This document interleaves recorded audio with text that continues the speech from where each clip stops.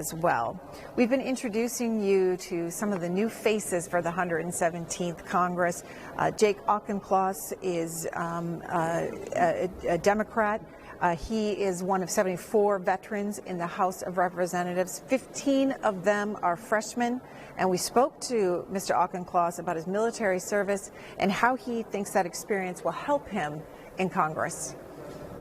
It was the honor of my life to command Americans from all walks of life in pursuit of a common mission. However, it was also, unfortunately, a visceral realization of the futility of our mission in those failed forever wars.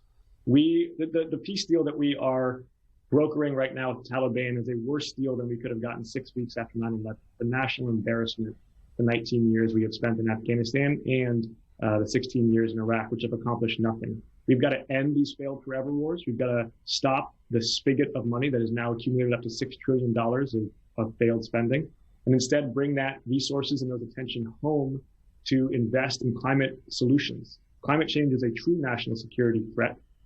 And if we had launched the same multi-generational initiative against climate change from 2001 onwards as we've launched against Iraq and Afghanistan, think of how much farther along we would be. What did you see there in Afghanistan, and what impact did it have on you? I saw a rudderless mission. I saw great Americans working together in pursuit of a mission that was undefined and that was unachievable. And the U.S. Inspector General has said it himself, that, quote, the American people have constantly been lied to about Afghanistan. Well, on the ground, those lies were plain to see. We did not know what we were trying to accomplish, but we did know that that nation building in Afghanistan was not going to be a successful endeavor. We really only have three core priorities in the Middle East. One, the security of Israel. Two, that no terrorist camps in that area can have the imminent capability to strike the United States. And three, that maritime commerce should be unmolested. We can accomplish all three of those things without expensive nation-building exercises. We've got to focus our national security and foreign policy attention towards the Pacific, and particularly in China, containing their ambitions to extend their influence up and down the East Pacific. That is the core national priority, not Central Asia nor Iraq. Why did your military service bring you to Panama in 2014?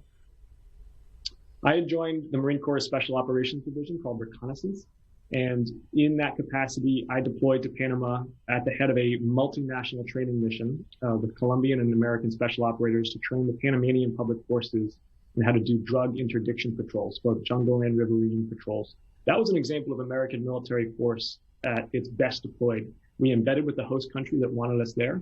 We imparted best-in-class training and tactics, and then we left. And 5 years later, they're still doing those missions to interdict drug smuggling into the United States without exposure of American lives or an expenditure of American dollars.